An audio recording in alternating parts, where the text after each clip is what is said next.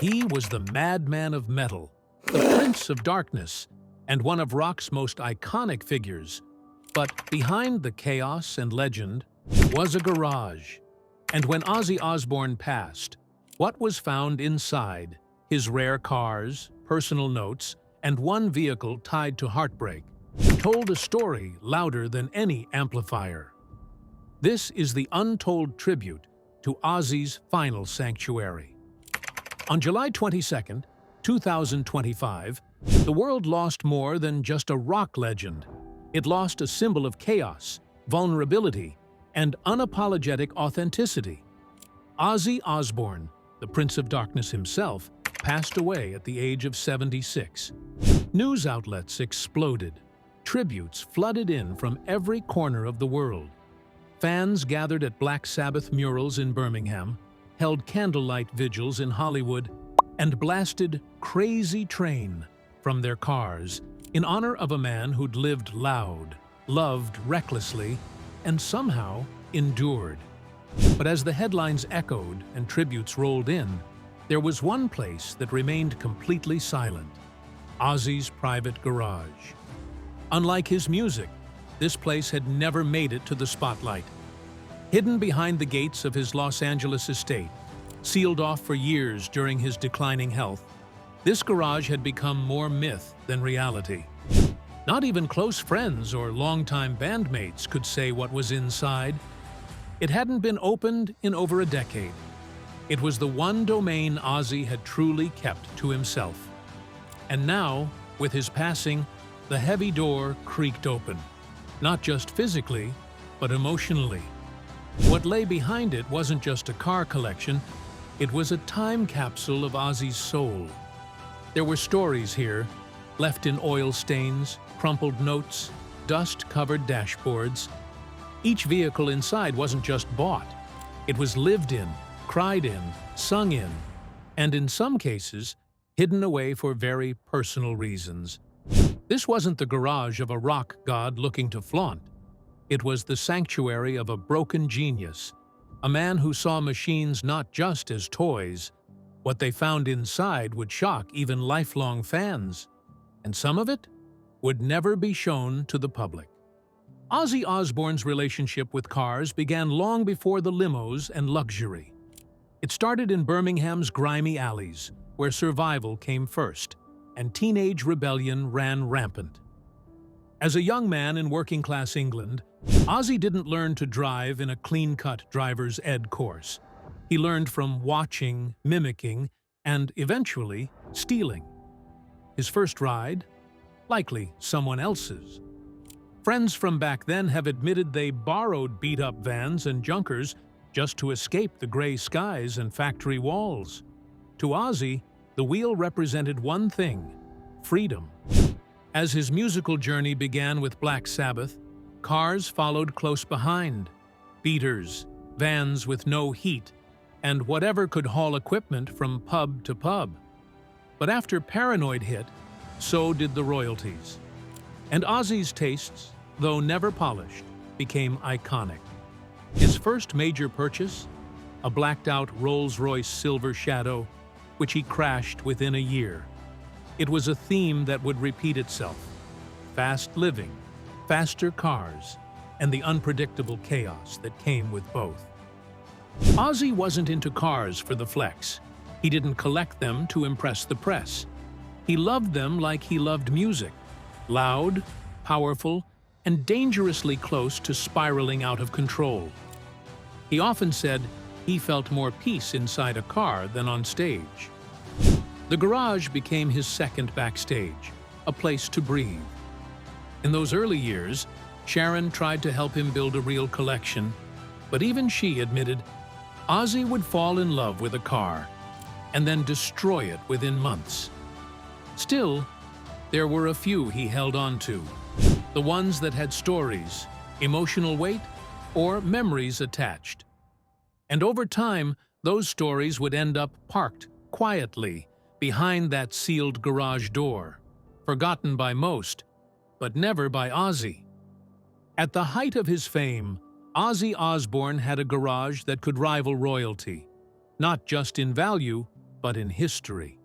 Inside were dozens of vehicles, from British luxury to American muscle, each representing a chapter in his life. A Rolls-Royce Phantom 5, custom painted in deep midnight black with red velvet seats. A Ferrari 456 GT, gifted to him after finishing one of his solo tours. A custom Dodge Demon, tuned for absurd horsepower but never taken to a track. And most notoriously, a Jaguar XJ220, a rare hypercar of the 1990s, so viciously fast, it reportedly scared Ozzy too much to drive it. Each car wasn't just a prize, it was a timestamp. The Aston Martin from the Blizzard of Oz tour, the Bentley he bought the day Jack was born, even a battered old Volkswagen camper van, which Ozzy refused to let go because it reminded him of his earliest days with Sharon. But over time, these cars became more than transportation. They became anchors, helping Ozzy hold on to memories in a life otherwise lost in chaos. Yet, oddly enough, he never showcased them. No magazine spreads, no open invites. Ozzy was notoriously private about his garage. Only a few friends had ever seen the full collection, and even fewer were allowed to take photos. According to one friend, he didn't collect for clout. He collected for comfort. In interviews, Ozzy hinted at the emotional weight each vehicle carried. "Some people see a car," he once said. "I see a decade, a mistake, a miracle, or a goodbye." By the early 2000s, Ozzy's health battles became more frequent and more severe. After decades of drug and alcohol abuse, the Prince of Darkness found himself trapped in his own mind and body, confronting Parkinson's, nerve damage, and the fallout of his legendary excess. The garage, once filled with engine roars and late-night tinkering, grew silent. Dust began to settle. Engines sat cold. And Sharon Osbourne, ever the protector, made a decision that broke her heart. She began selling off his car collection. She explained it simply. He didn't need them anymore. He didn't drive. He wasn't getting better. But fans knew it wasn't just about practicality. The cars had become reminders of better times, of mistakes, of old habits that threatened to return. And when Ozzy suffered a severe relapse during a particularly dark period in the mid-2000s, Sharon liquidated nearly everything. Gone was the Rolls. Gone was the Ferrari.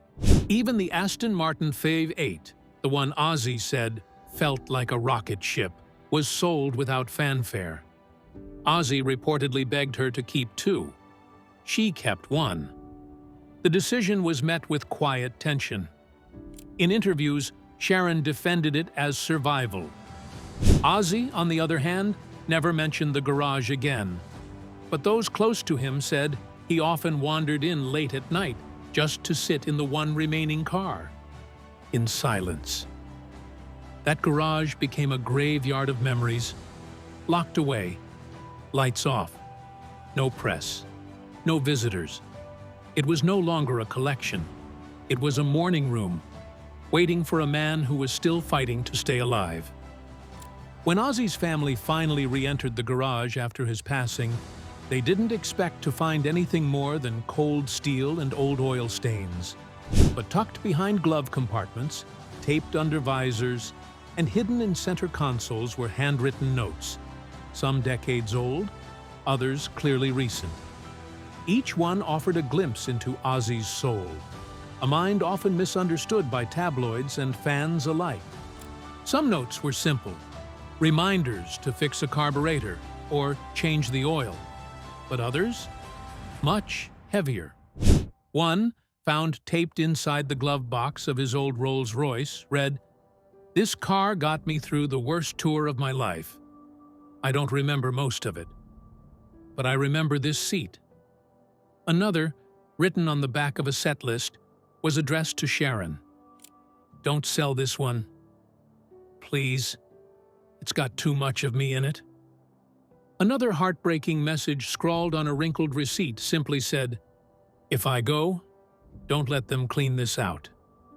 Even more curious was a bundle of lyrics shoved into a Bentley's door pocket. Untitled, unrecorded, raw. Some verses hinted at guilt, addiction, and survival. But one line stood out. Engines are louder than demons, but never louder than silence. Ozzy had always wrestled with the quiet, and in these notes, the quiet finally spoke back. Jack Osbourne later said, "We didn't just find cars in that garage. We found pieces of him we didn't know were still here." The family, moved to tears, decided not to auction those vehicles. They remained untouched, notes preserved exactly where Ozzy left them, as if he might return. Tucked in the farthest corner of the garage, buried beneath dust covers and time itself, sat a 1969 Lincoln Continental. Most people had forgotten it existed. Some never knew he owned one. But Ozzy never spoke of it. Not in interviews, not in books, not even to close friends in his later years. The family believed it was long gone. But there it was, unmoved for over 2 decades. Its history? Haunting. According to insiders and friends, this Lincoln was the car Ozzy drove during the darkest chapter of his life, the early 1990s, when addiction nearly consumed him and his marriage nearly ended. Multiple sources claim it was the same car used the night Ozzy was hospitalized for a rumored overdose. Police reports from the era mention a black Lincoln registered in his name found outside the scene. Ozzy never sold it, never drove it again. He just parked it, covered it, and never allowed anyone to touch it. When Sharon found it again after his death, she reportedly stood frozen. The keys were still in the ignition. A pack of cigarettes lay on the passenger seat, disintegrated with time.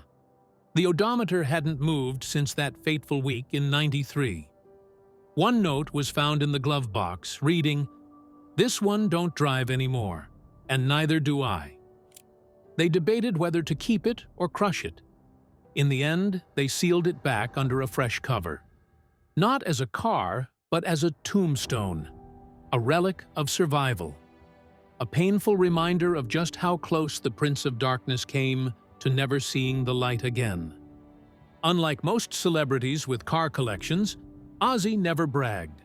No flashy social media garage tours, no magazine spreads, no Jay Leno's Garage episodes. For a man who lived so loudly on stage, he kept his wheels, and what they represented, painfully quiet. And that silence said more than any showroom ever could. Ozzy's garage wasn't about horsepower or flexing rare imports. It was about memory. Each vehicle was a mile marker in a life filled with detours. The Rolls-Royce Phantom marked a year of success and a near-death experience. And despite owning cars that would make collectors drool, Ozzy refused to let dealers or media in. When asked once why he didn't show off the collection, his answer was short. "It's not for them. It's for me." Sharon added that he would often sit in one of the cars during bad days, windows up, radio off, just thinking. There was no need for validation, no need to impress. His garage wasn't a flex, it was a sanctuary. And in that sanctuary, Ozzy remained a man, flawed, fragile, trying to hold on to pieces of himself in a world that never stopped demanding more. For fans and family alike, realizing that, after decades of public madness, Ozzy's truest self lived in silence, surrounded by steel, rubber, and memory, was as beautiful as it was heartbreaking. In the final weeks of Ozzy's life, as his health declined and the world braced for the inevitable, Sharon Osbourne began working quietly behind the scenes. While others focused on hospital visits and legacy projects, she focused on something far more personal: reuniting Ozzy with the cars he had once loved and lost.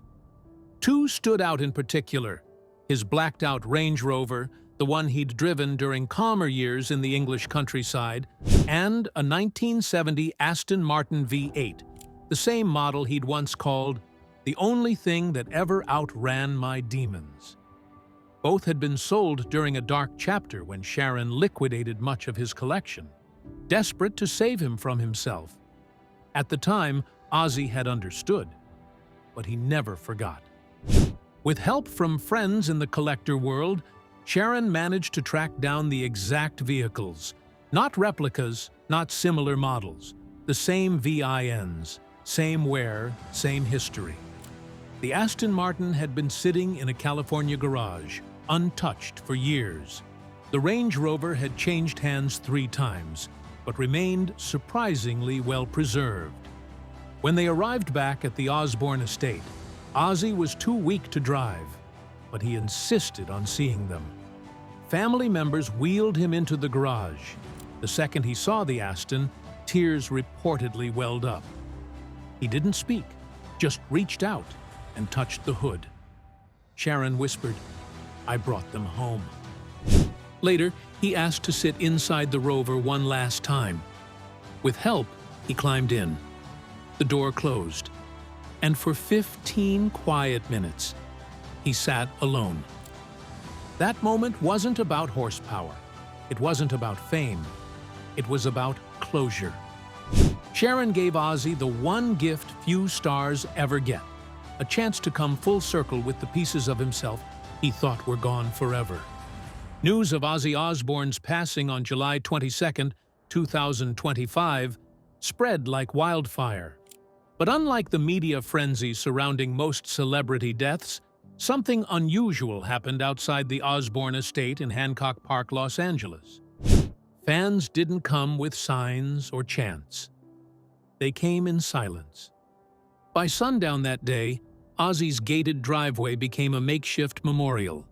But rather than piling near the front door or the gate itself, the tributes all seemed to gravitate toward one place: the garage. Somehow, the world had learned that this space, the quiet haven where Ozzy spent hours in reflection, tinkering, remembering, was where he'd last found peace. It wasn't the stage or the studio. It was the place where the Prince of Darkness had become just Ozzy, the man behind the myth. Flowers lined the base of the garage door. Candles flickered along the driveway. Fans left handwritten notes on car posters, vinyl sleeves, and engine parts. One letter, wrapped in an old Black Sabbath t-shirt, read, "Thanks for the soundtrack of my life, and for showing us even legends are human."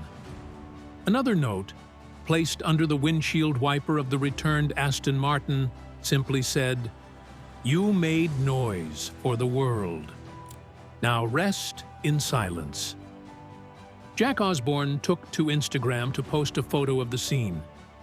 Dad would have hated the fuss, but loved the love. The family didn't ask fans to leave. They didn't need to. By the third night, even strangers who weren't hardcore rock fans showed up, drawn not by fame, but by something deeper, something human. In that garage, Ozzy's story had come to rest, and outside it, the world finally understood him. For decades, Ozzy Osbourne played the part of the madman, the wild-eyed showman, the untouchable rock god who bit the heads off bats and defied every rule in music and in life. But the truth hiding in his garage tells a very different story. Behind the amplifiers and stage lights was a man who loved quietly, remembered deeply, and never stopped trying to outrun his demons.